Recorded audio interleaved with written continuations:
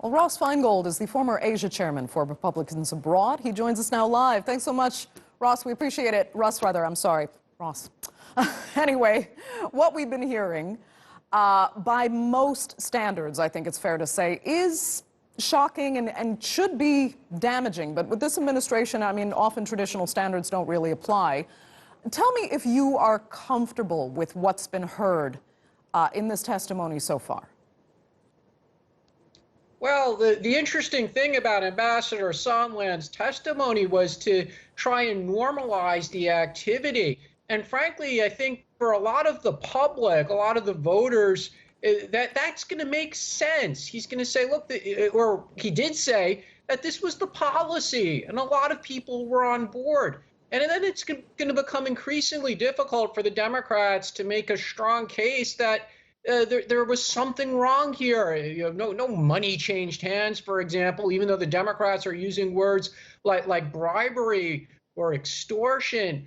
So the Democrats are increasingly going to struggle to make a case to the public. And we see even within the last few days that there are polls that are showing the public mood is changing, that the majority doesn't seem to really be for removal from office, and maybe the public just wants this to be decided by the voters when the American election occurs a year from now.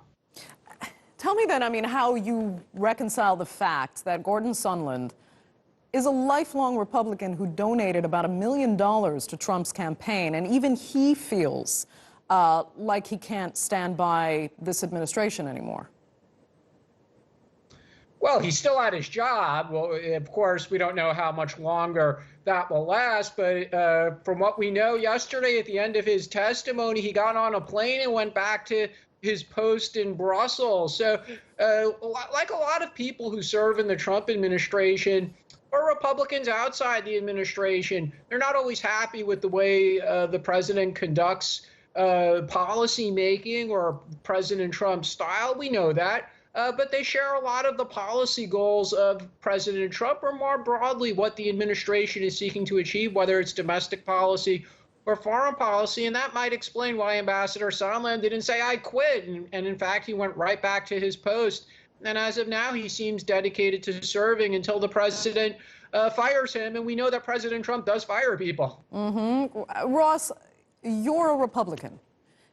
Help me understand why the Republican Party largely rejected Trump as a candidate, but now stands so firmly behind him now that he's accused of the actual misconduct in office.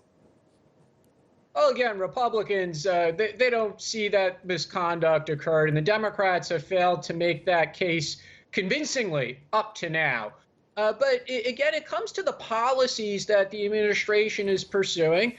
And Republicans broadly, whether it's in Congress or Republican voters, they are happy with a lot of the policy outcomes of this administration. So even if they didn't like Trump as a candidate, and again, as we were discussing earlier, if they don't like his style, but there's a number of domestic and foreign policy outcomes that broadly Republicans are very happy with. And we see this in the poll numbers, right? Republicans, over 90% are firm supporters of Donald Trump. They are going to vote for him again next November. So it's up to the Democrats to find votes somewhere else, whether it's people who stayed home in the last election because they didn't like Hillary Clinton, or independent voters who might go to Trump, who might go to the Democrat. But people who always vote Republican are very unlikely to vote to desert Donald Trump, and are likely to vote for him again. And what the Democrats are trying to achieve is not going to change that.